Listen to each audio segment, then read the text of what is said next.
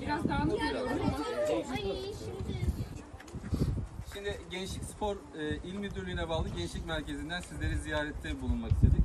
Şimdi çocuklar özellikle son zamanlarda artan yangınlarla birlikte bu yangınları söndüren abileri merak etmeye başladılar.